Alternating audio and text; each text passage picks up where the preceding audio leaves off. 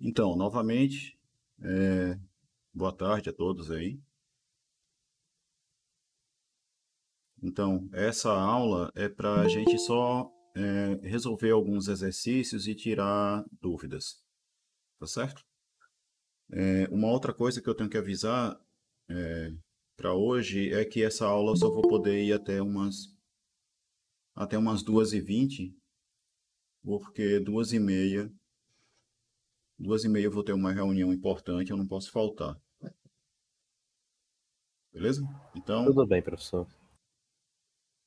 vamos lá, certo? Eu quero, primeiro, comentar sobre a lista de exercícios, sobre as listas, né? Essas listas não são para vocês me entregarem, não, certo? Algumas pessoas andaram me perguntando, preocupadas por prazo para entregar atividade ou como entregar atividade. Isso não é uma atividade para ser entregue, não. Beleza? É só para fazer. E como eu já até falei na aula passada, né, isso é apenas uma sugestão de questões para vocês fazerem. Não quer dizer também que vocês só precisam fazer essas questões. Tá certo? Então, antes de passar para essas questões, eu acho que seria uma boa eu ao menos recapitular os tópicos principais, né? Deixa eu ver se o... Pode ser, professor. Pronto, apareceu. Então, vamos lá. Ó. Primeira coisa é as tabelas verdades, né?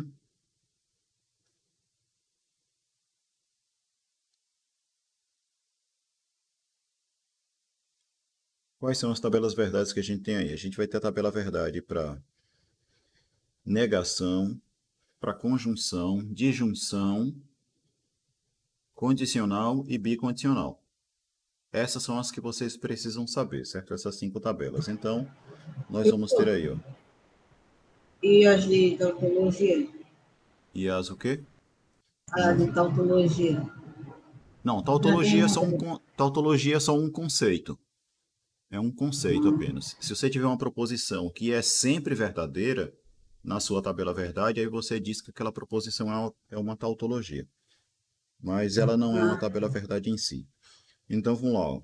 Se eu tenho aqui uma proposição P, a negação dessa proposição é o quê? Então, se aqui é 1, 0, na negação vai aparecer 0, 1. Certo? Só isso. Tendo duas proposições, aí a gente vai ter, né?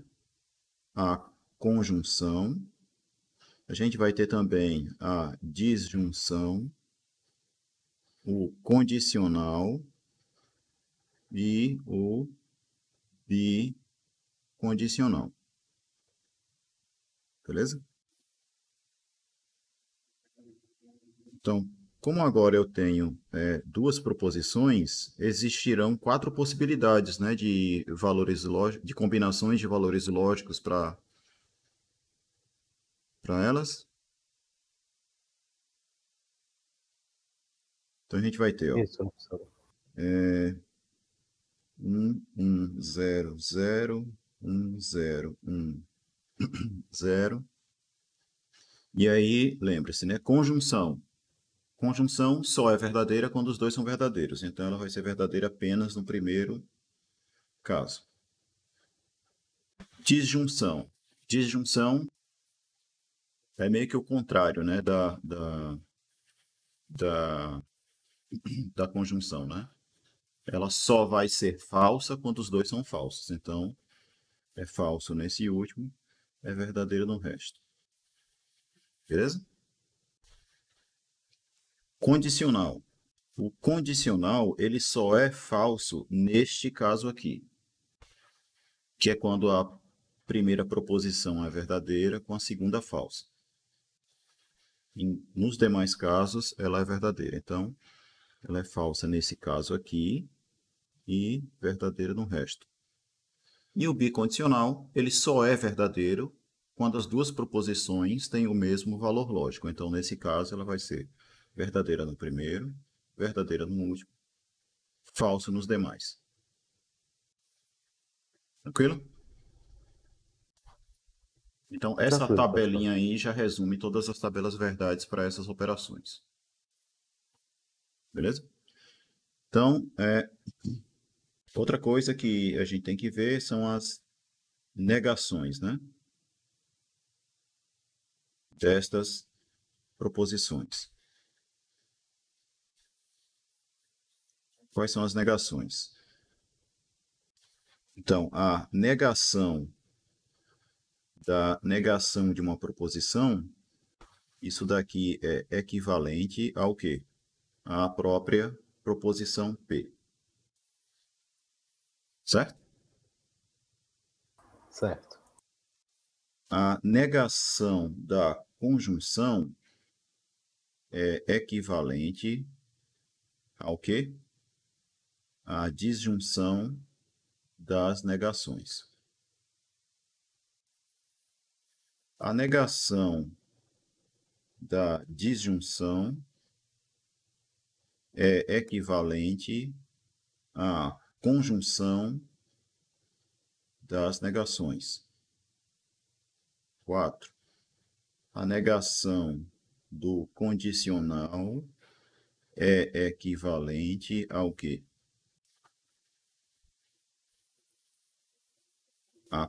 A conjunção de P com a negação de Q.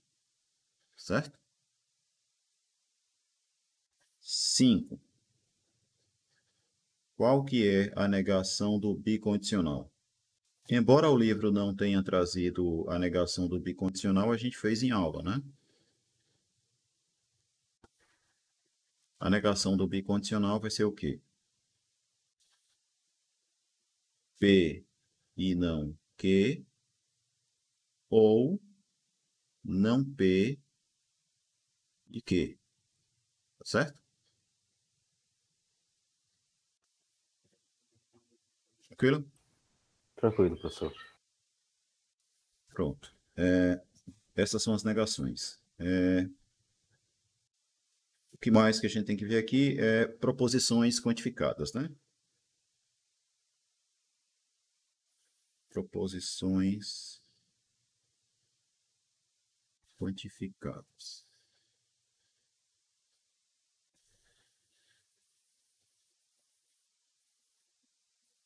Nós temos dois tipos de proposição quantificada, né? Nós temos dois tipos de quantificadores. Nós temos quais? Quais são os quantificadores? Universal e existencial. Exatamente. Universal. Universal. Que a gente usa esse símbolo. E temos também o existencial.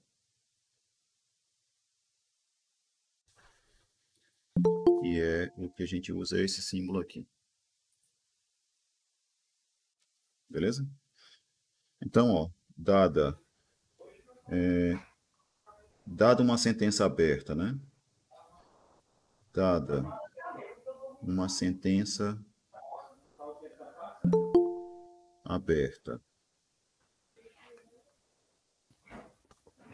P de x, né? Uma sentença aberta com variável x. O que é que nós temos? Nós temos que... Aqui tem alguém com o microfone aberto.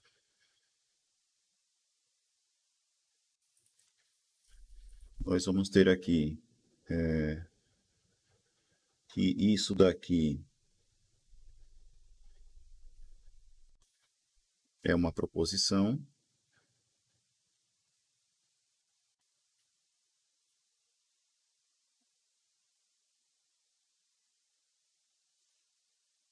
Beleza? E é uma proposição em que eu vou acrescentar a seguinte informação. Qual é a condição para que essa proposição seja verdadeira? Se for verdade que para todo qualquer valor de x, essa Se o propriedade P seja de x verdadeira. aqui for verdadeiro para qualquer x, né? Então, qualquer que seja x, P de x é uma proposição que é verdadeira somente quando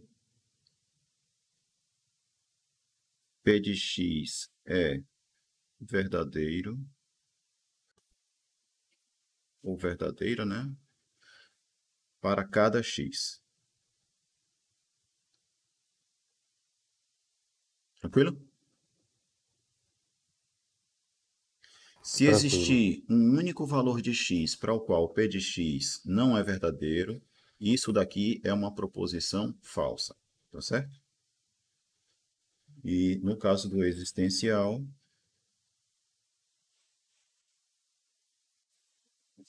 isso daqui também é uma proposição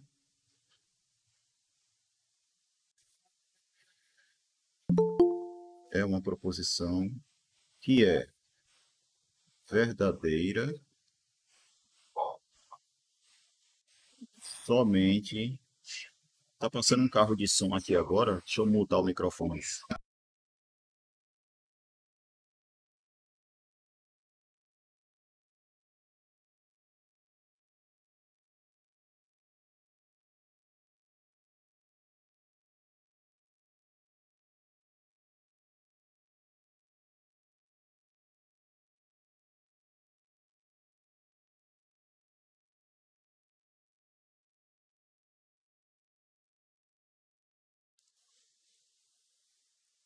Bom, então, acho que fica claro aqui, né, a diferença entre essas duas proposições. Danado, a gente pegou aqui. Viu? É o carro do Picolé Caicó passando na rua agora, carro de som, tudo quanto é coisa. Vamos lá.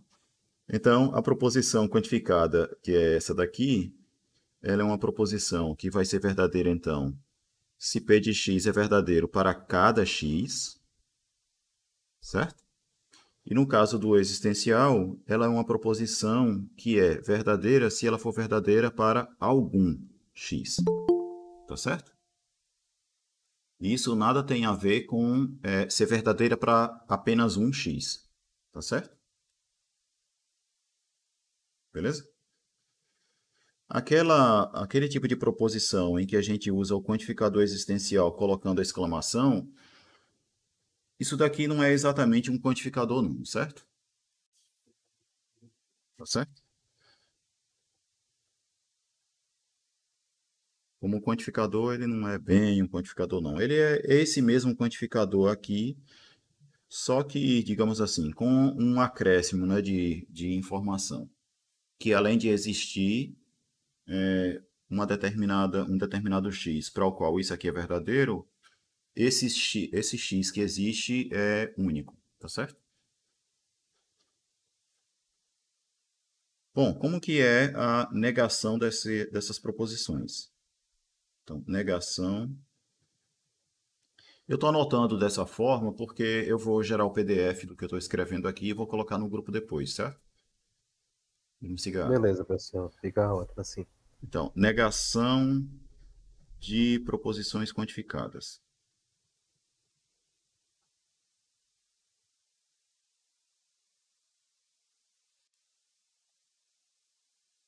Como é que fica?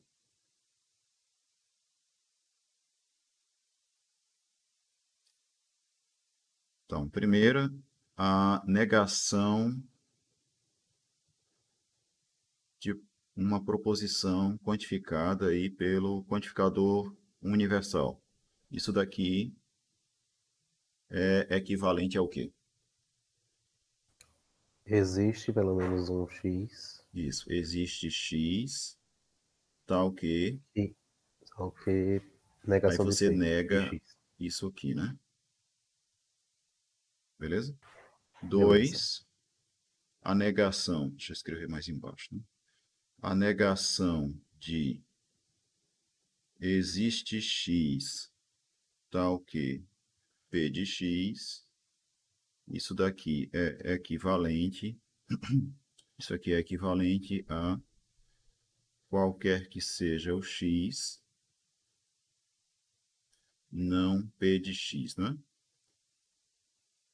Isso. Beleza? Então, eu acho que esses são os tópicos principais com relação ao que a gente viu de lógica, né? Sim, Tranquilo? professor, não tem mais muito além disso, não.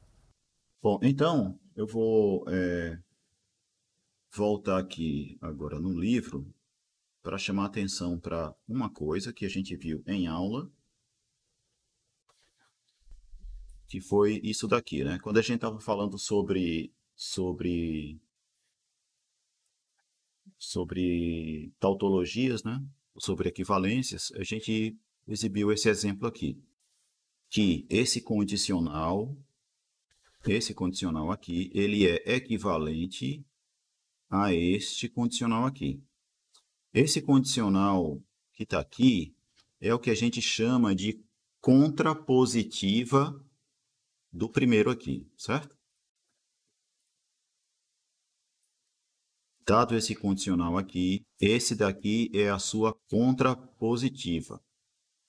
A contrapositiva, mais adiante a gente vai usar a contrapositiva como método de demonstração.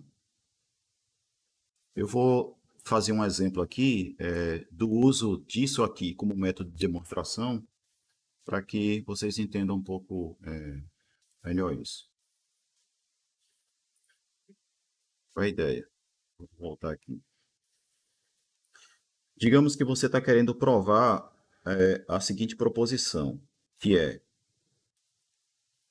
qualquer que seja o n natural, n inteiro,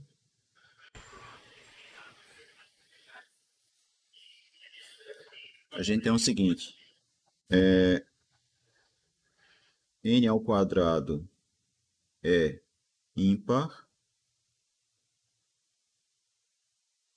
implica que n é par. Ou, digo, n é ímpar também, né? Digamos que essa é uma coisa que você está querendo demonstrar. Provar que para todo número inteiro, se o quadrado dele é um número ímpar, então o próprio número é ímpar. Esse é o tipo de demonstração, é o tipo de proposição que normalmente a gente usa a contraposição ou contrapositiva para demonstrar. A contrapositiva, ela às vezes pode ser confundida com demonstração por absurdo, mas não é. Beleza? Daqui a pouco eu digo exatamente mais ou menos qual que é a diferença entre provar por absurdo e por contrapositiva. Então, a demonstração aqui é a seguinte, ó. Vamos fazer a demonstração por contraposição. Demonstração por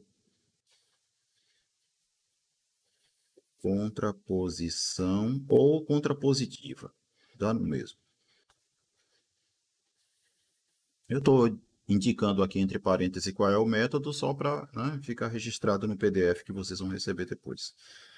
Então é o seguinte, ó, provar isso por contrapositiva significa você supor a negação disso, supor que a negação disso aqui é verdadeira e concluir que a negação disso aqui é verdadeiro.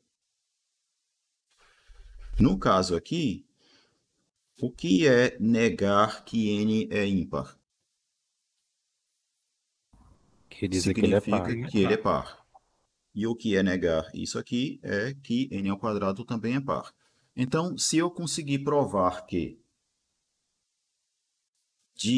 da hipótese de n ser um número par, eu concluí que n ao quadrado também é par, essa afirmação ser verdadeira, essa implicação, né? Você ter essa implicação, ou esse condicional verdadeiro, é o mesmo que ter esse condicional aqui sendo verdadeiro. Portanto, tem uma implicação. Beleza? Porque é exatamente isso o que está nos dizendo essa coisa que está no livro aqui, ó. Essas duas proposições, elas são equivalentes, elas sempre terão o mesmo valor lógico.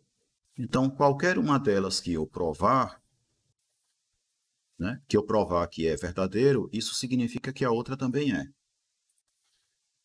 Então, nesse caso aqui da proposição que eu escrevi, a gente vai provar que isso daqui é verdadeiro, certo? Ou seja, a gente vai provar que se n ao quadrado é par, então, se n é par, então n ao quadrado é par. E aí, sendo isso verdadeiro, essa daqui também vai ser verdadeira, que vai significar o quê? Justamente que se n ao quadrado é ímpar, então n é ímpar. Compreenderam? Qual a ideia? Então, vamos lá. Suponha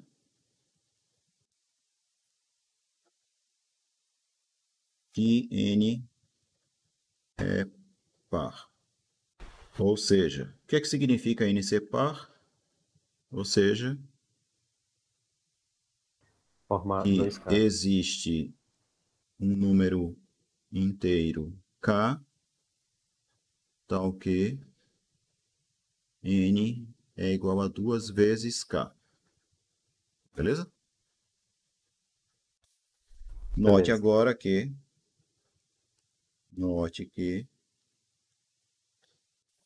n ao quadrado vai ser igual a n vezes n, que é igual a 2k vezes 2k, que vai ser, portanto, 2 vezes 2k ao quadrado.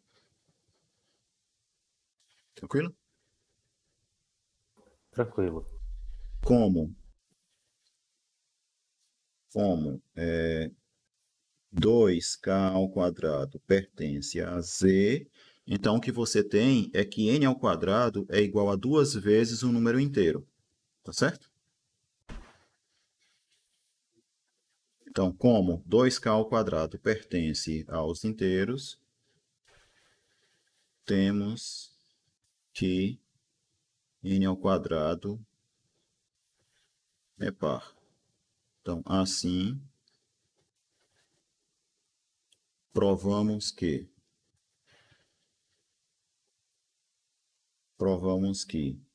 n é par, implica n ao quadrado é par. Logo, se eu tomar a contrapositiva, né? Logo, n ao quadrado é ímpar, implica n é ímpar. Beleza? Beleza, professor. Pronto. Como exercício,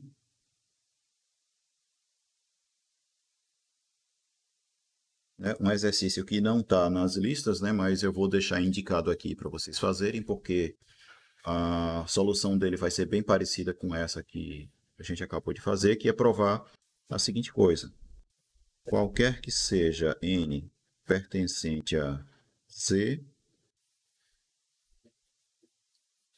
se n ao quadrado é par,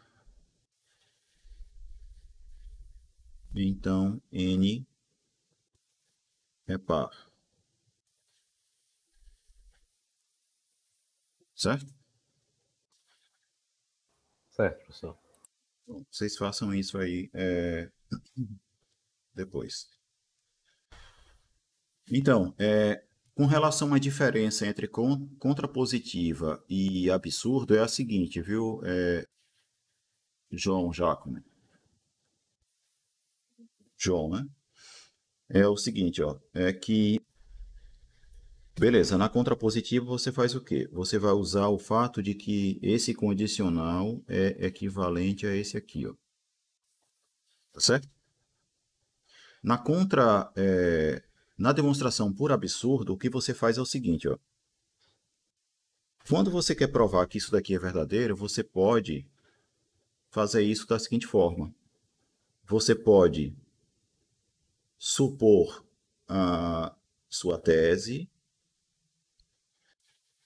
supor a hipótese, né? Supor que isso daqui é verdadeiro, supõe o contrário da tese, e a partir disso aqui, você tenta mostrar que essas duas coisas juntas, sendo verdadeiras, implicará em alguma coisa que você sabe que é falsa.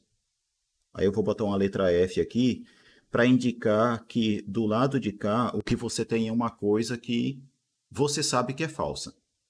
Por exemplo, sei lá, você supõe que P é verdadeiro, que não Q é verdadeiro e de algum modo você conclui que 1 é igual a 0. Certo? Então, quando você faz isso daqui, ó, esse é o método que a gente chama de demonstração por redução ao absurdo. Tranquilo? Tranquilo, entendi agora a Ou diferença. seja, é você supondo essas duas coisas aqui, você concluir algo que é sabidamente falso, que é o que a gente diz. Você argumenta lá e aí conclui. Desse modo, então, 0 é igual a 1. Absurdo. Certo? Porque a gente sabe que 1 não é igual a 0. Tranquilo? Tranquilo, obrigado. Pronto. Eu não vou fazer um exemplo disso agora, porque nessa aula de exercício eu quero comentar exercícios também, certo? Esse exemplo de demonstração por absurdo a gente vai acabar mesmo fazendo durante o desenvolvimento de outros conteúdos, e aí o que não vai faltar é exemplo de demonstração desse tipo. Tranquilo? Então, vamos aqui para o livro e aqui tem alguns exercícios que talvez valha a pena comentar.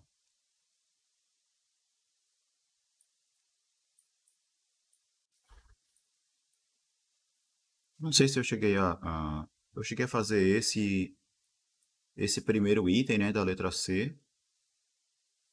Eu acho que chegou assim, professor. Pronto. Tem algum que vocês querem que faça aqui? Por exemplo, esse. Vamos fazer esse, né? Bora. Bom.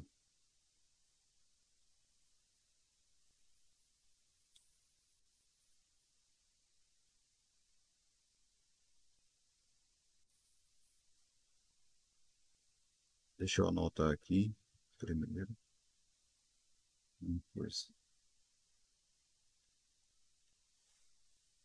E deixa eu colocar isso assim. Fica melhor.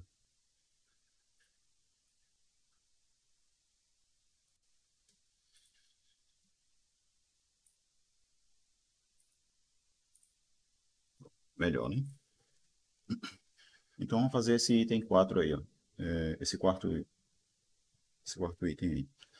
Então, eu quero provar que P ou P e Q, isso daqui é equivalente a P. Certo? Então vamos fazer a tabela verdade, né? Então tem aqui P, Q, P e Q e P ou P e Q, né? Certo? Certo. Então, vamos lá. Professor, mesmo que o R esteja em outras questões, não significa que possa influenciar nessa daí, né? Não, nessa daqui não. Nessa daqui só tem P e Q, né? Vamos lá.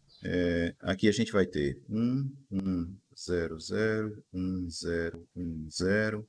No P e Q, a gente sabe que ela só é verdadeira quando os dois são verdadeiros, então verdadeiro no primeiro, 0 no resto. E agora eu vou fazer a conjunção, a disjunção, né? Dessa linha aqui com essa, dessa coluna com essa outra coluna. E o que que a gente vai ter? A conjunção só é falsa quando os dois são falsos, né? Então a gente vai ter falso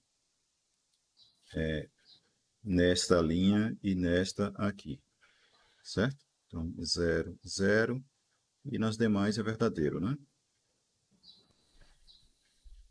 Beleza? Beleza. Então, agora, se você compara essa coluna aqui e essa, você vê que elas têm os mesmos valores lógicos, né? Então, isso está nos dizendo que P ou P e Q,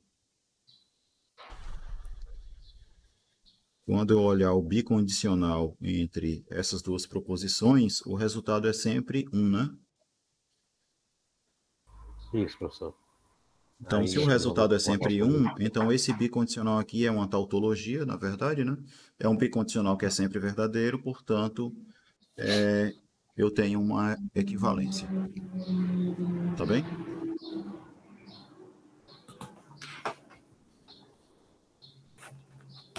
Tranquilo, né?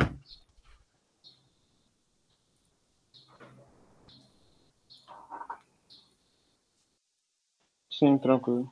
Então, vamos seguir aqui. Eu vou fazer só um desse aí, certo? Vamos fazer agora algumas questões com relação a sentenças quantificadas ou proposições quantificadas, né? A gente tem... Dessas aqui a gente chegou a fazer, eu acho que a primeira, o item A, o item não B... lembro não, professor. Tá, então tudo bem. Então vamos lá. Nessa questão aqui, o que que ele está pedindo? Ele quer que você transforme essas sentenças abertas em proposições verdadeiras usando quantificadores. Beleza? Primeira coisa, todos concordam que isso daqui, essa letra A, por exemplo, é uma sentença aberta, né? Porque a Sim, depender do valor exato. do x, a igualdade aqui pode ser verdadeira ou não. Então, eu vou usar quantificador para determinar, para transformar essa sentença aberta numa proposição. E, além disso, eu quero transformar numa proposição que seja verdadeira. Certo? Então, vamos lá. Vou deixar a questão destacada aqui. E vamos fazer, sei, talvez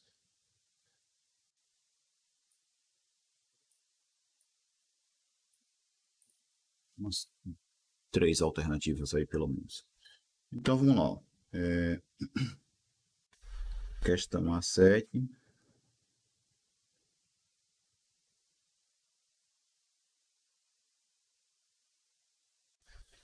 Questão A7, letra A. X ao quadrado menos 5x mais 4 igual a zero. Essa é a proposição, a sentença aberta que eu quero transformar numa proposição, certo?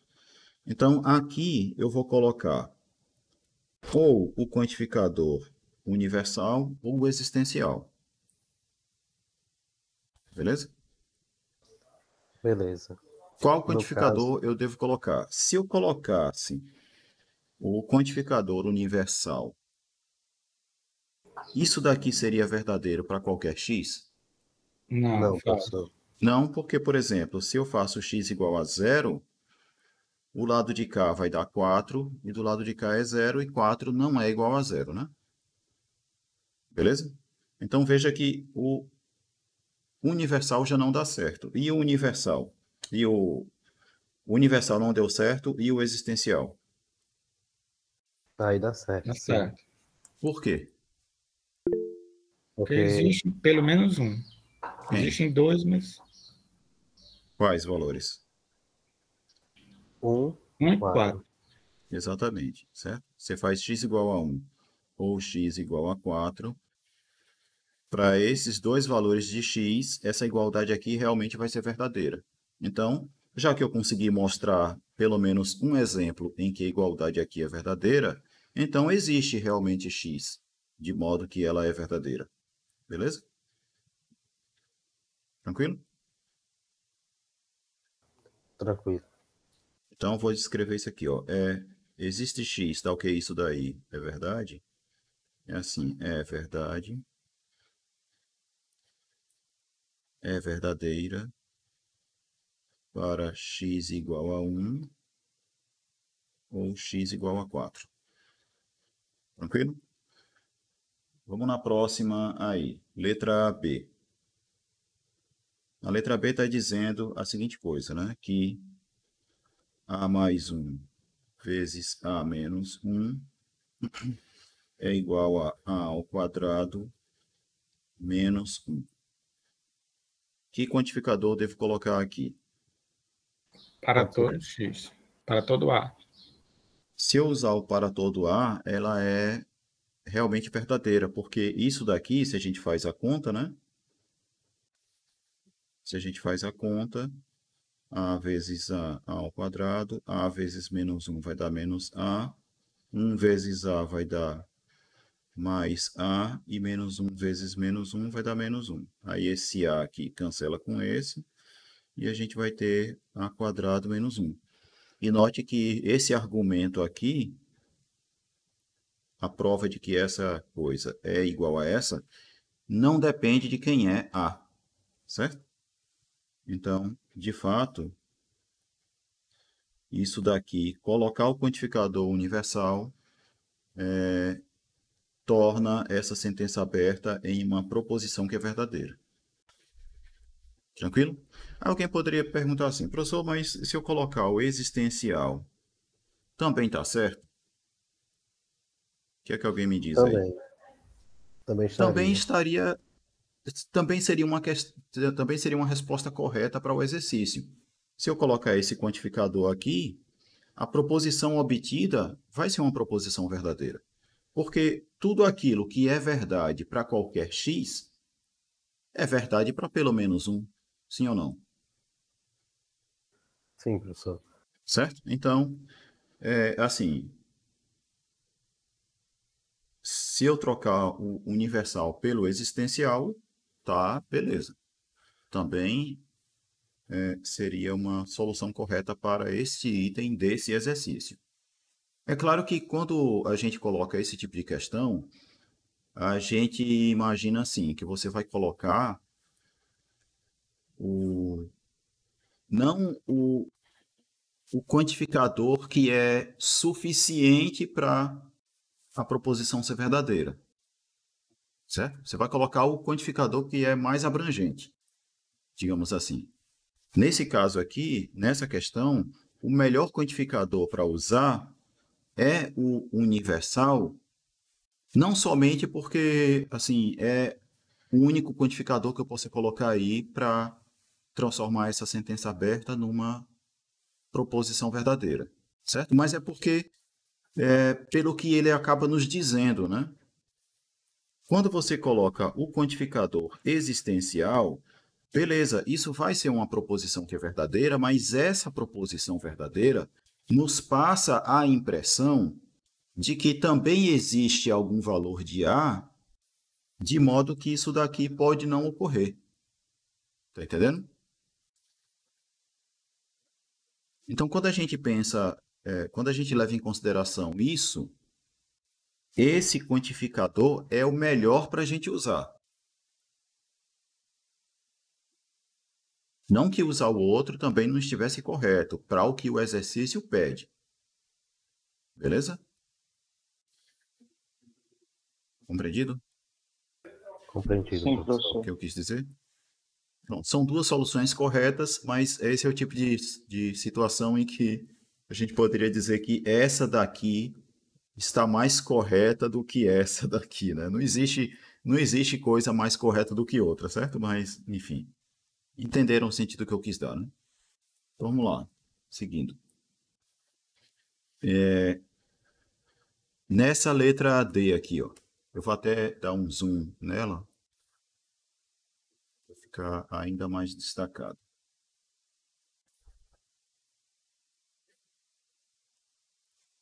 Essa letra D.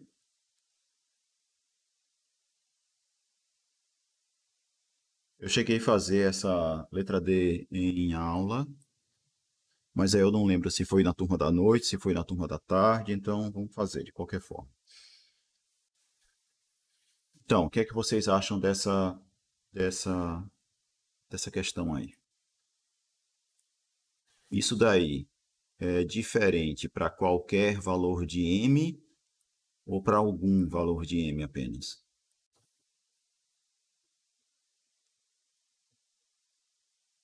Então, observe o seguinte, ó. Vamos aumentar umas Só para coisas aqui. -3, né? Isso daqui, ó.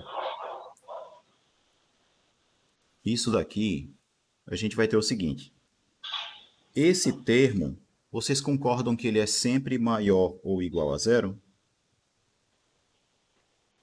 Sim, professor. Sim, porque eu até já comentei, né, que a raiz quadrada de m ao quadrado, na verdade, vai ser o módulo do m, certo? Então, tem o módulo de m maior, módulo de m mais 9, diferente de m mais 3, certo? Ou seja, isso daqui é a mesma coisa que isso, tranquilo?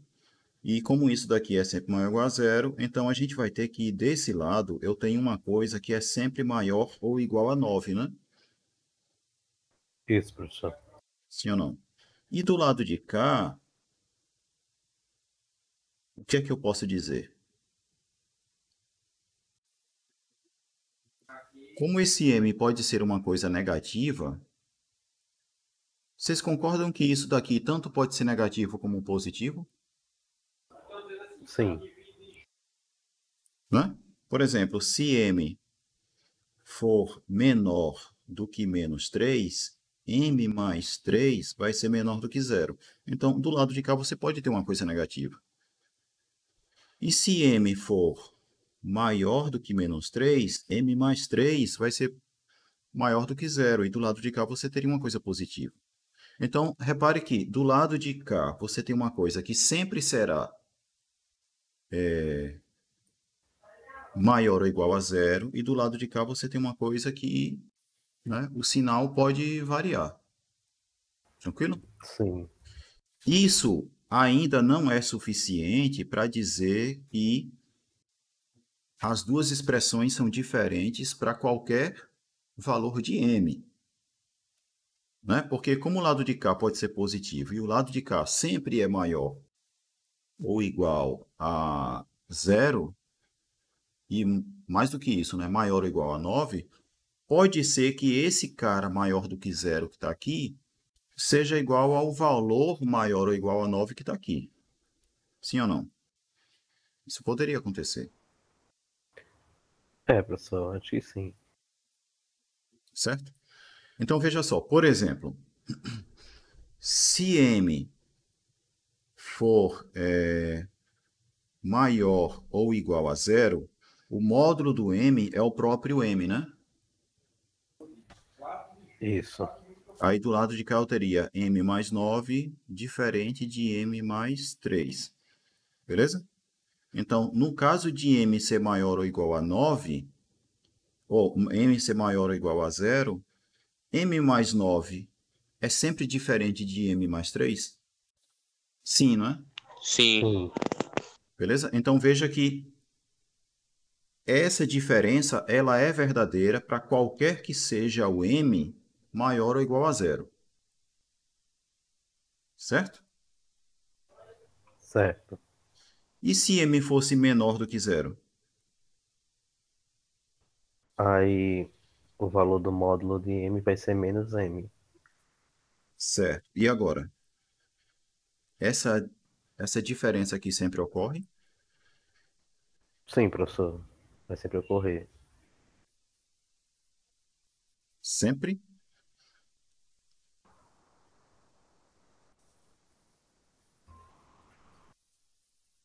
É, professor, porque o lado esquerdo vai sempre estar aumentando agora e o lado direito vai estar sempre diminuindo.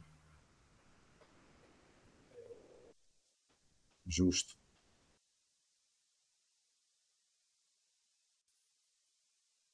Certo? Se m for menor do que zero, isso daqui ainda é maior ou igual a 9, e do lado de cá você vai ter uma coisa que com certeza é menor do que 3, né? Exatamente. Pronto, então continua sendo diferente. Então repare que essa diferença aqui, ela ocorre tanto para m maior ou igual a zero, quanto para m menor do que zero. Então a diferença ocorre para qualquer valor de m, né? Isso mesmo. Certo? Então, o quantificador que eu posso usar aqui é o universal.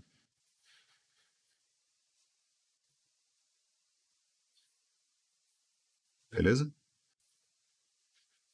E tudo isso que a gente Beleza. estava falando aqui é meio que para justificar o porquê que esta proposição aqui ela é verdadeira. Porque colocar o quantificador aqui, eu poderia colocar, tranquilo. E isso seria uma proposição. O problema é justificar o porquê que ela é uma proposição verdadeira. Porque é isso que o exercício quer.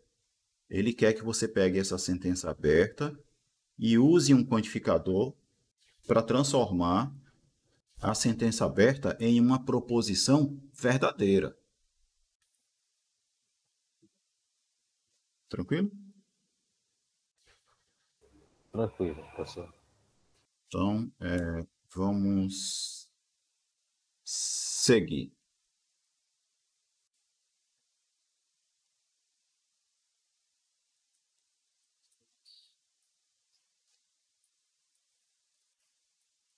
Ver se tem mais alguma questão que seja interessante aqui. Vamos fazer essa A8 aqui. Alguns itens, porque algumas pessoas manifestaram dúvida aí com relação à negação. Então, vamos fazer.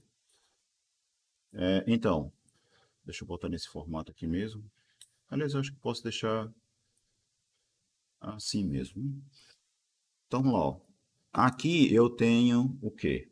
Uma disjunção. Certo?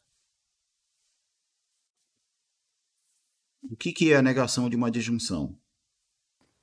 Uma conjunção Vai ser uma conjunção de quê?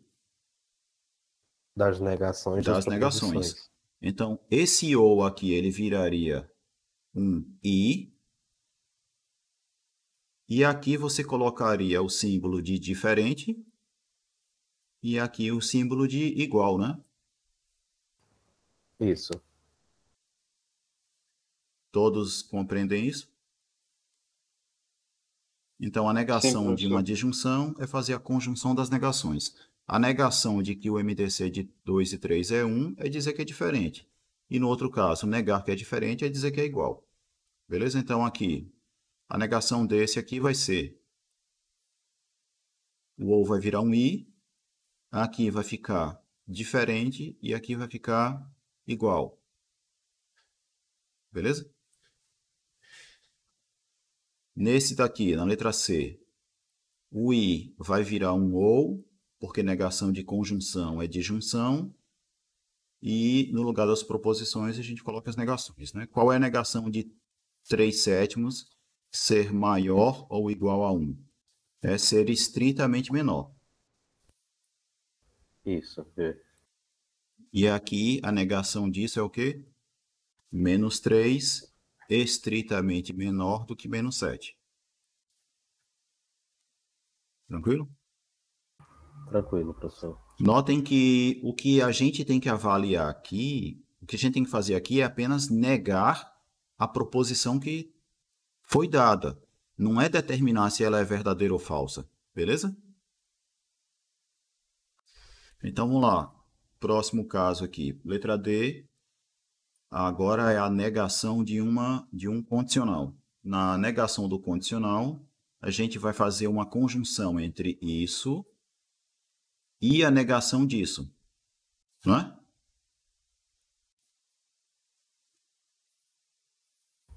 Sim ou não? Ó, negar. Isso. Sim. Pronto, negar isso é a mesma coisa que isso aqui. Então, como é que fica nesse exemplo aí? Vai dar 2 ao quadrado é igual a 4. E a raiz quadrada do 4 é diferente do 2. Simbolicamente, vocês podem escrever assim também, ó. 2 ao quadrado igual a 4 e raiz quadrada do 4 diferente do 2. Tá certo? Certo, professor. Alguém pode diferente, dizer, né? alguém poderia dizer assim também, professor, eu poderia escrever assim?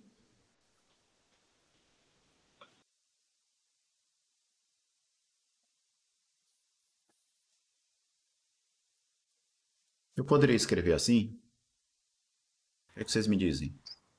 Sim, professor. Quem mais acha que sim? Também acredito que sim, professor. Tem mais alguém que acredita que sim? Eu sim. Tem alguém que acredita que não? É mais fácil perguntar isso.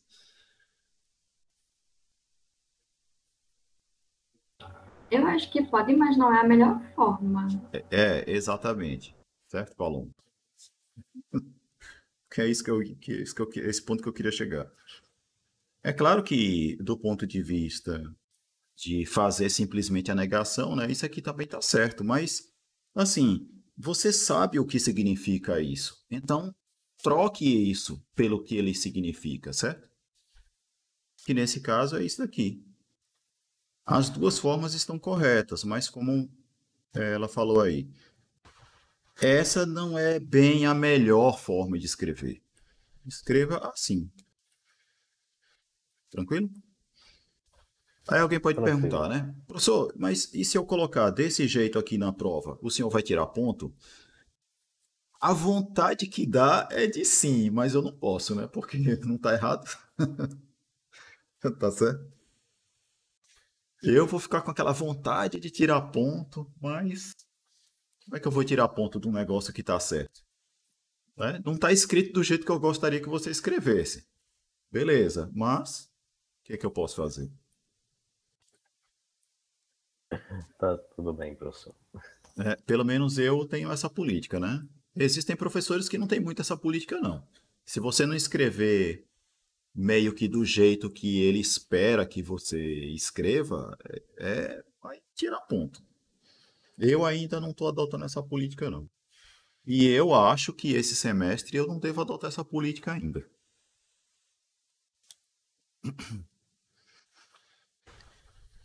Vamos pular para um outro aqui, ó. Letra I. Essa proposição. Ai, não tá. Tá, né? Professor, Pronto. essa letra F aí, porque eu fiz, mas eu fui lá no gabarito, aí deu uma coisa diferente. A letra Mas F. é igual essa letra que você fez. Uhum. Pronto. A F, o que é que vai ficar? Vou escrever ela aqui embaixo, né? Eu tenho 2 menor ou igual a 5. Aí tem o condicional. 3 ao quadrado menor ou igual a 5 ao quadrado, né? Então, a negação disso vai ser o quê? Vai ser 2 é menor ou igual a 5. E vai entrar a negação disso, né? Qual que é a negação disso aqui? 3 ao quadrado é maior que 5 ao quadrado. Exatamente. Aí você pode escrever isso aqui. Beleza? Então lá tá errado mesmo. Porque no gabarito que eu fui ver, aí tá 2 maior que 5 e essa parte aí, 3 ao quadrado maior que 5 ao quadrado. Por isso que eu não tava entendendo, porque mudava a primeira. Mas acho que foi erro, então mesmo. Mas realmente lá deve estar ao contrário, né? Se fosse Não, isso tá, daqui. essa segunda parte é tá assim, mas o início que tá menor, ou maior, 2 maior que 5. Não sei por quê. O resto Ah, aqui tá assim, é? isso. Ah, então tá errado E o mesmo. outro. Obrigada. E o outro tá assim mesmo. Ou tá assim. Isso. Tá desse jeito. Não. Tá normal. 3 ao quadrado maior que 5 ao quadrado. Ah, tá, entendi. Realmente tá errado. Então vamos lá. Nessa letra I. Nessa letra I aí. O que a gente tem? Todo número inteiro primo é ímpar. Vamos escrever essa proposição de forma simbólica, em termos de símbolos, usando o quantificador. Porque como tem aí o todo número inteiro, e isso nos está dizendo que eu tenho o quantificador universal sendo usado aí, né? Então é para todo x. Então a gente poderia escrever essa proposição assim, ó. Qualquer que seja o x, no caso, pertencente aos inteiros, ou simplesmente assim, ó. Qualquer que seja o x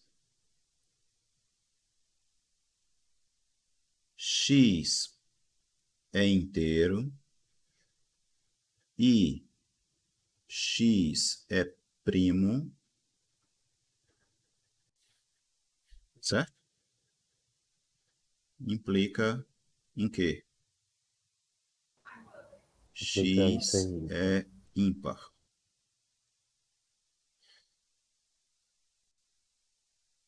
Tranquilo? Eu vou botar condicional aqui, né? Vou botar implicação não. Ele está dizendo isso, ó. Todo número inteiro primo é ímpar significa dizer a mesma coisa que para todo número que é inteiro e é primo, ele vai ser necessariamente ímpar. É o que ele está dizendo, né? Se x é inteiro e é primo, então x é ímpar. Vocês concordam que a frase que está escrita aí na letra I pode ser traduzida simbolicamente dessa forma? Sim, professor. Pronto. Sim, Qual é a professor. negação disso agora?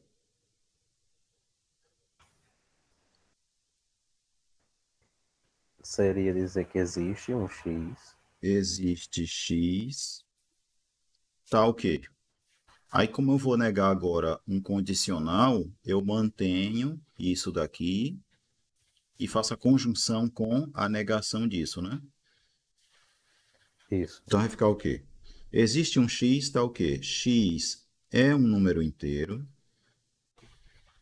ele é primo,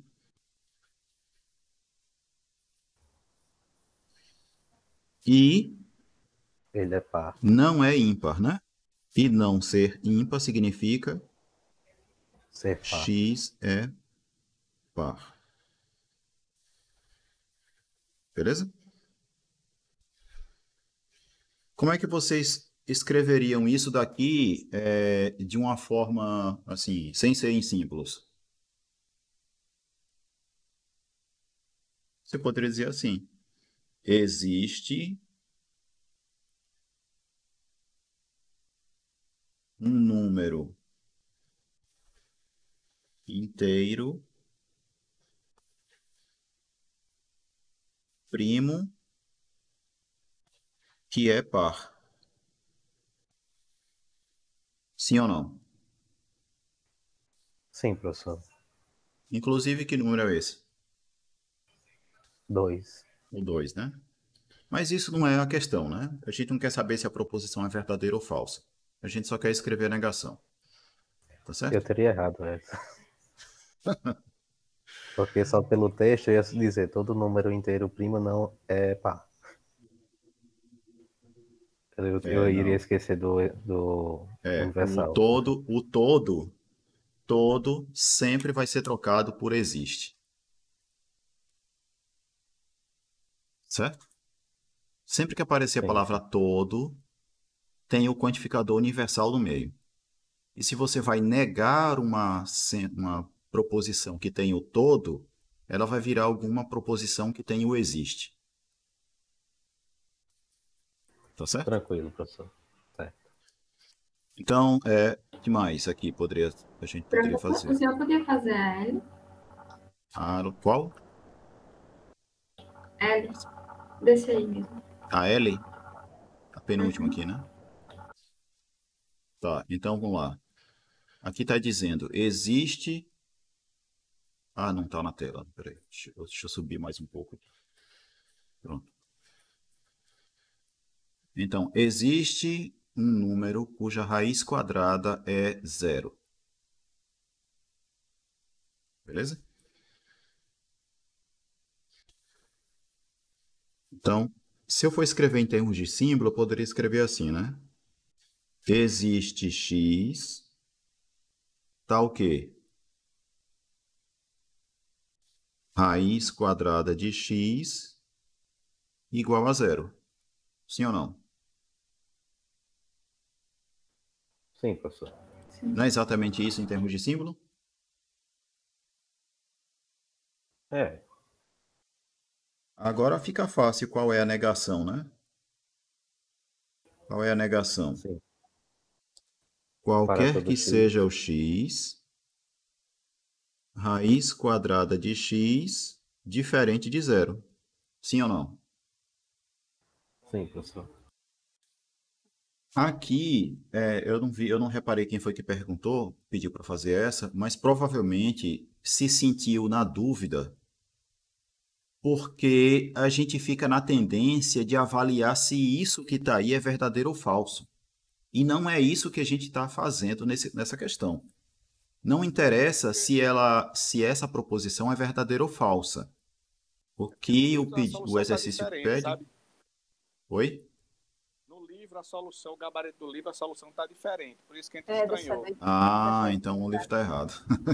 Tá dizendo que é igual a 0 para tudo. Não. Eu ia perguntar isso também. Ah, então Isso, pode foi por isso que ser. eu fiquei na dúvida. Eu Pode tinha ser. feito assim, aí fui corrigir e estava errado. Pode ser que no gabarito, vocês já notaram que, que o livro ele é uma cópia que tem uns defeitozinhos, né? Aí pode ser que o símbolo de diferente não esteja perceptível, né? Professor, Pode ser que ele pareça um igual. Diga. o senhor tem outras listas de exercícios diferentes assim? Oi? Se tem outras listas de exercícios referentes a esse assunto? Eu posso conseguir mais listas, mas eu acho que seria. Eu não sei se é necessário, sabe? Eu não sei se é necessário. Vocês vão acabar ficando com exercícios demais para ter que fazer. Ok. Mas enfim, mas quando tiverem essas dúvidas, bota lá no grupo. Professor, eu fiz a questão tal, eu achei a resposta assim, mas no gabarito está diferente. Aí eu vou lá, confiro, vejo se é o gabarito que está errado e eu respondo. Tá bem? Nossa. Tá, então, desses aqui de negação, de proporção, já foi, né? Aí o próximo é conjuntos. Dos exercícios de conjuntos aí, vocês têm algum que querem perguntar especificamente? Alguma questão? Dentre aquelas que eu indiquei, deixa eu botar aqui. Dos exercícios que eu indiquei, tem algum que vocês já tentaram fazer e não conseguiram?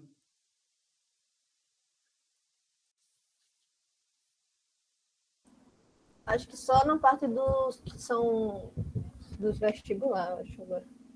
Que Das é questões aquele de- C, não sei o quê, verbiar. Das questões de vestibular. Essa daí, pronto, foi mal. A1, A3, A5, A6 e Peraí. A8, só essa. Peraí, a qual?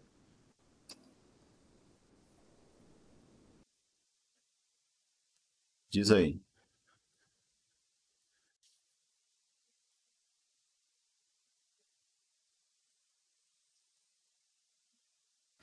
Travou. Ela falou no grupo que travou. Ah, tá. Tá, beleza.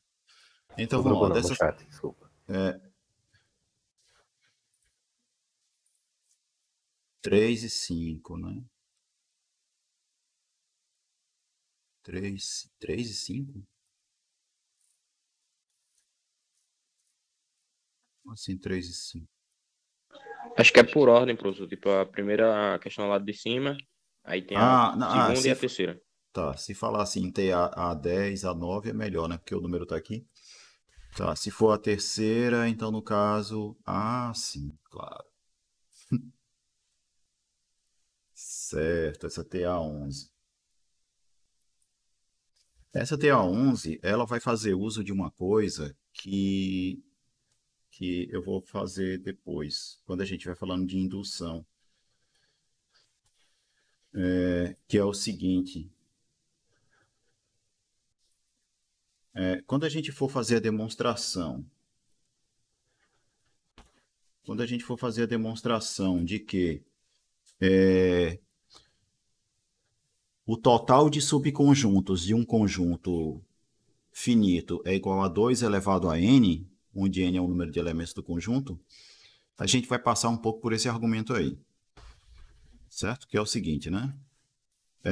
Digamos que você tem aí um conjunto A que tem n elementos. Beleza? E aí essa quantidade de elementos, ele está indicando pela letra A. Não sei para que é isso. Se A tem n elementos, eu indicaria por n, né? O número de elementos de A.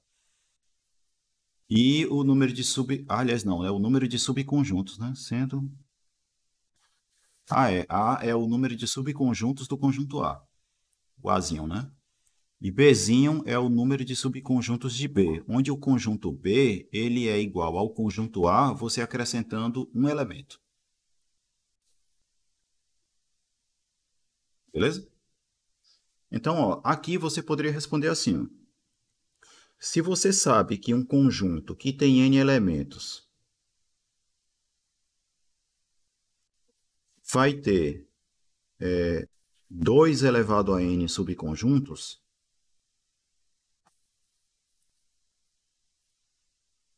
se eu pegar um conjunto que tem um elemento a mais, eu vou ter 2 elevado a n mais 1 subconjuntos, não é isso? Sim ou não? Isso, professor. Sim. Só que 2 elevado a n mais 1 é a mesma coisa que 2 vezes 2 elevado a n.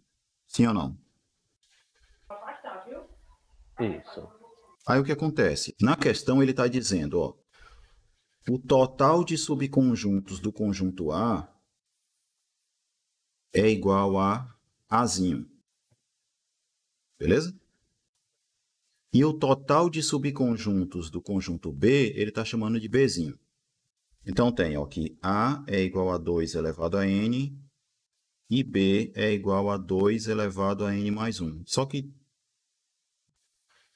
2 elevado a n mais 1 é igual a 2 vezes 2 elevado a n e 2 elevado a n é igual a A.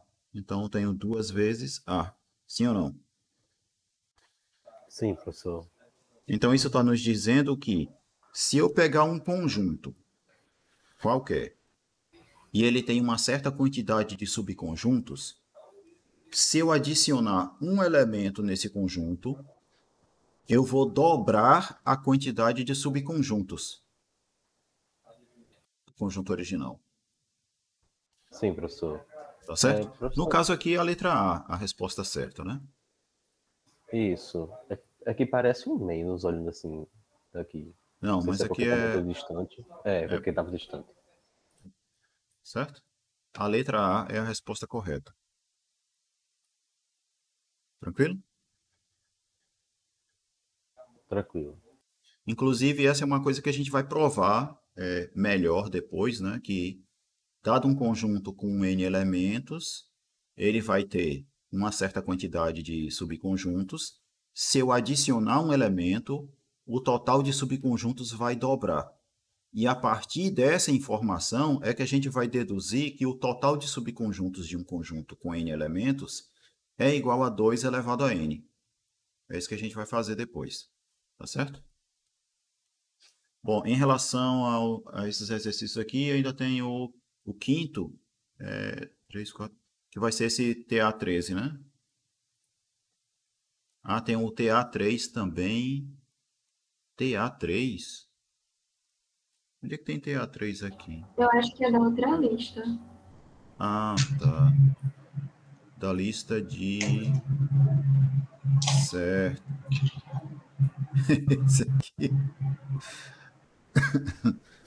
Essa é interessante. Provavelmente ficaram na dúvida de verdade aqui, né? Essa é da lista de lógica, né?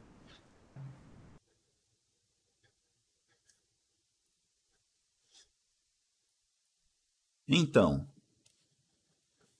vamos avaliar cada uma dessas afirmações aí. Beleza? N é o número de dias de férias, né? De um estudante aí. Olha aí, depois de N dias de férias, um estudante observa aqui. Nesse tipo de questão, você vai assumir que cada uma dessas 4 coisas aí é verdadeira. Certo? Né? Foi o que ele observou e aí ele tá dizendo essas 4 coisas aí. O que é que você sabe? Ó? Durante os dias de férias, choveu 7 vezes. De manhã ou de tarde. O que é que isso quer dizer? Do ponto de vista lógico. A quantidade de vezes que choveu de manhã, mais a quantidade de vezes que choveu à tarde, dá 7. Se tiver chovido de manhã e também tiver chovido à tarde, pode estar dentro desses 7, né? Concordam? Então, o número de dias de férias poderia ser 3 dias, né? Se tivesse chovido de manhã e de tarde no primeiro dia, de manhã e de tarde no segundo, e digamos que só de manhã, aliás, 4 dias, né? Tivesse chovido de manhã e de tarde no primeiro dia, no segundo e no terceiro, e chovido só de manhã no quarto dia, você teria que choveu 7 vezes, concorda? É verdade. Então, com base nessa afirmação aí, você sabe que o número de dias já tem que ser maior ou igual a 4, né? Menos de 4 dias não é. Menos de 4 dias não é. Sim ou não? Sim, professor. Pronto. Pela segunda afirmação, quando chove de manhã, não chove à tarde. Tá certo? Então já aumenta para 7 dias. Aumenta para quanto? Para 7 dias. Por que aumentaria para 7? Porque só vai chover em um único turno do dia, ou de manhã ou de tarde. E quando não chove de manhã?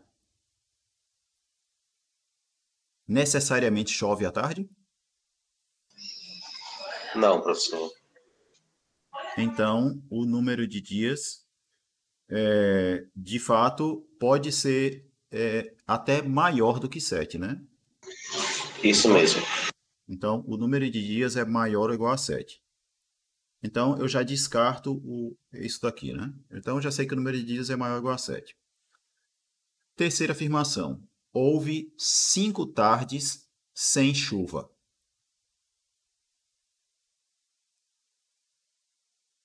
Se não choveu de tarde por 5 vezes, o que dá para deduzir disso aí? Licença, professor. Posso falar? Pode. Nessa primeira sentença aí, quando ele diz choveu 7 vezes, de manhã ou à tarde, ele não já está dizendo que quando chove de manhã, não chove à tarde. Não. Ou quando chove à tarde, não chove de manhã. Não. Porque esse ou que aparece, ele não é um ou que a gente chama de exclusivo. Ele é um ou inclusivo. Lembre-se que chover de manhã pode ser verdade e à tarde também. Nesse sentido. Em lógica, esse ou, ele nunca é uma das coisas é verdadeira. Sabe? No sentido de se uma é verdadeira, a outra não é. Você pode ter as duas verdadeiras. Porque aqui é a disjunção, né? Seria assim se fosse ou de manhã ou à tarde. O ou de manhã ou de tarde ele pode ter o sentido de ou exclusivo, de ser verdadeiro só uma das duas coisas. Para mim ainda não está claro, sabe? Para mim teria que É que aqui implicar isso aí, teria que ser um I no canto do ou. Não. É que o que a gente está assumindo é que essa disjunção é verdadeira. Disjunção ser verdadeira, ela pode ser verdadeira com as duas coisas sendo verdadeiras. E isso é uma questão como essa é uma questão de lógica, não é uma questão de linguagem usual assim, né? Normalmente, no dia a dia, é normal que a gente use essa expressão no sentido exclusivo, né? De que ou só ocorreu uma das duas coisas, mas nesse contexto, de uma questão de lógica, não. A gente está olhando para esse ou como conjunção. E conjunção pode ser verdadeira com as duas coisas sendo verdadeiras. Então pode tanto ter chovido de manhã quanto à tarde. Beleza? Tá, Tranquilo. então a gente está no terceiro item aqui. Houve 5 tardes sem chuva. O que dá para deduzir a partir disso? Que pode ter chovido de manhã ou não pode ter chovido de manhã também. Porque pela segunda... Esses 5 dias tem chovido todo dia de manhã, pode ser que nesses 5 dias não tenha chovido nenhum dia de manhã ou algo entre isso. Porque pela segunda afirmação, quando chove de manhã, não chove à tarde. Se teve 5 tardes sem chuva, isso não quer dizer que teve 5 manhãs com chuva, né? Isso mesmo. Porque do segundo item, a gente não pode dizer, não é possível concluir que se não choveu de tarde é porque choveu de manhã. O que ele está dizendo é que quando não chove de manhã, de tarde não. Quando chove de manhã, de tarde não chove. Mas não diz nada a respeito de pode acontecer de não chover de tarde, mesmo não chovendo de manhã.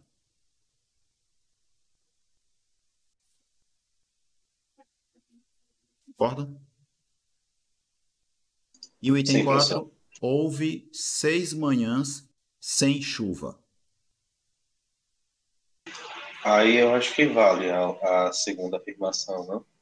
Não. Se de manhã não... Não, realmente não. Porque a segunda diz aqui, quando chove de manhã, é que não chove de tarde. Aí na quarta condição, ele está dizendo que teve 6 manhãs em que não choveu. Sim, verdade. Se houve 6 manhãs em que não choveu, né, nesse mesmo dia de tarde pode não ter chovido também. Verdade. Concorda? Então, essa questão aí é para bugar mesmo.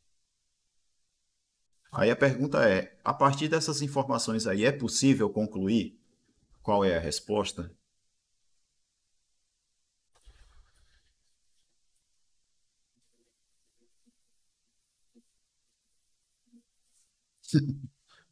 Bugar deu certo, né? Mas e saber qual é a resposta? Será que dá?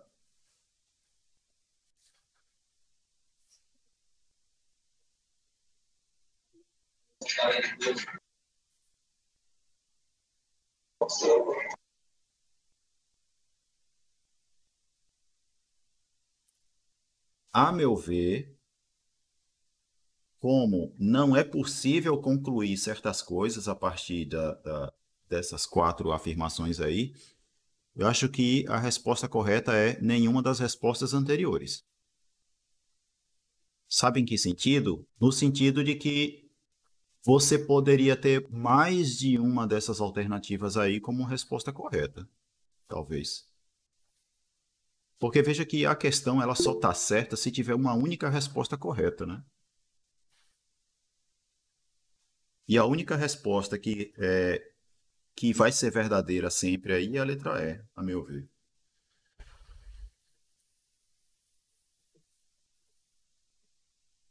Professor, Diz aí, Matheus. se a gente tentar colocar aí as. Pronto, se a gente tentar colocar os conectivos aí, no caso. Vamos Por lá. exemplo, nesse segundo aí. Quando Vamos lá. choveu de manhã, não chove à tarde. Eu vou colocar Poderia aqui, ó. colocar. Proposição P. Isso, Chove de manhã. isso. Chove pela manhã. Proposição Q. Chove à tarde, né? Chove pela manhã, chove à tarde. Beleza? O que é que a gente tem, ó? Primeira condição significa o quê? Em termos de conectivo, Sim. não dá para fazer muita coisa, né? Bota. Poderia colocar tipo P ou Q igual a P ou 7. Q é verdadeiro. É verdadeiro 7 vezes. Né? Ou seja, é verdade que por 7 vezes choveu pela manhã ou à tarde. Segunda condição. Se. Bota assim, se P, então não Q. Se P, então não Q. Se chove de manhã, não chove à tarde. Condição 3. Q é. Negação de Q é verdadeiro 5 vezes. Não Q é verdadeiro 5 vezes.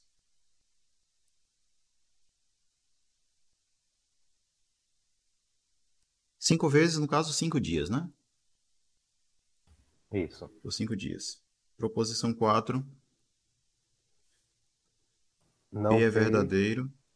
é verdadeiro. Não P. Não P é verdadeiro 6 vezes. Eu acho que mesmo assim ainda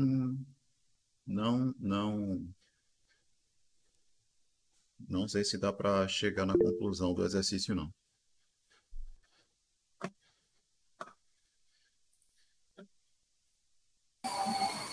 Professor, Diga. como conjunto, eu consegui fazer. Não sei se está certo, mas não como lógica, como conjunto. Como conjunto, Você define um conjunto, seria o total de dias, né? Seria, digamos assim, o número de dias, né? Daria o conjunto do universo, né?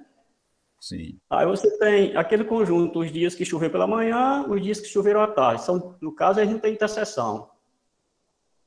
Aí Certo. vai completando a quantidade, sabe? Eu achei 9, não sei se está certo. Como conjuntos, não como lógica. Uhum. Porque você, por exemplo, digamos que você tem X dias que choveu de manhã, Y dias que choveu à tarde, e Z dias no complemento disso, certo? Ou que não choveu de manhã, ou que não choveu à tarde. Certo.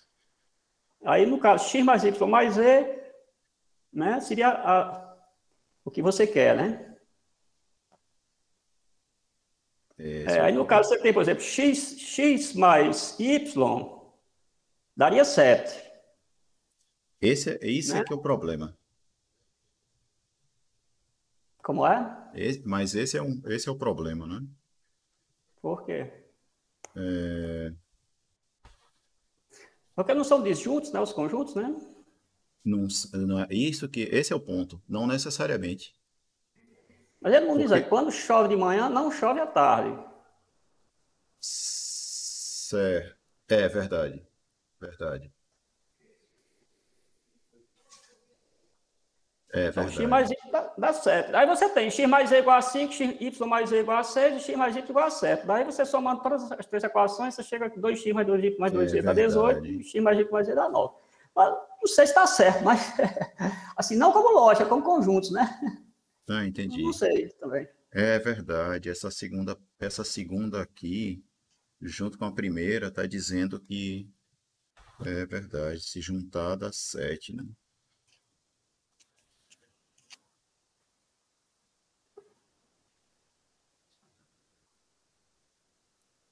Fazendo aqueles diagramas, tipo um diagraminha de Venn, né? Eu acho que... Sim. Estou pensando aqui se...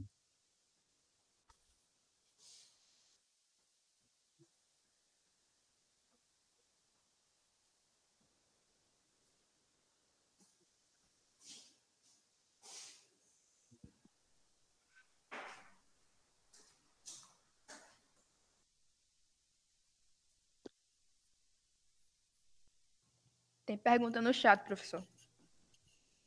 Deixa eu olhar aqui. Agora o pessoal está me lembrando, é da reunião 2h30. Falta um minuto, bem lembrado. É obrigatório ter chovido no dia.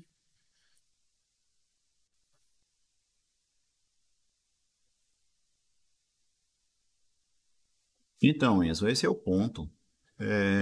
Das condições que a gente tem aqui, não necessariamente tem que ter chovido em todos os dias de férias do cara, sabe? É por isso que eu não sei se dá para dizer que foi só 9, por exemplo, que não foi calculado. Uhum.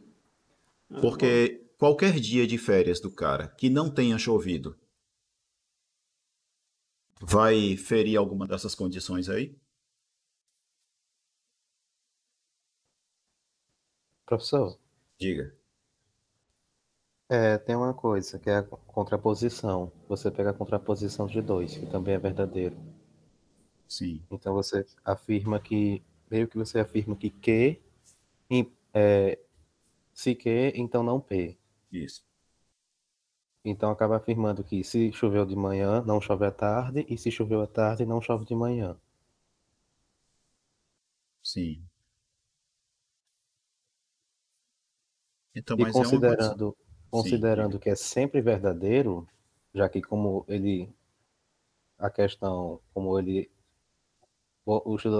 estudante observa isso, então todas as 4 proposições são verdadeiras. Então, Uhum. considerando que essa 2 vai ser sempre verdadeiro, a contraposição dela também será sempre verdadeiro, dando que Q, se Q, então não P. Ou seja, se choveu à tarde, não chove de manhã.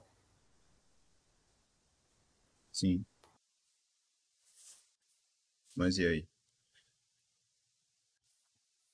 E aí, que isso A aí questão não é, dá para chegar à conclusão que vai todo dia chover, não? será? Isso é que eu não vejo como que não é possível, né?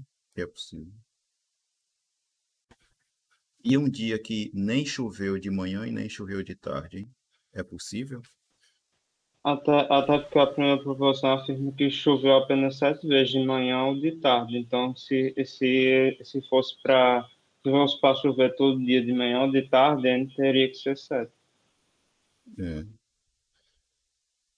Então tem que existir dia que não choveu, né?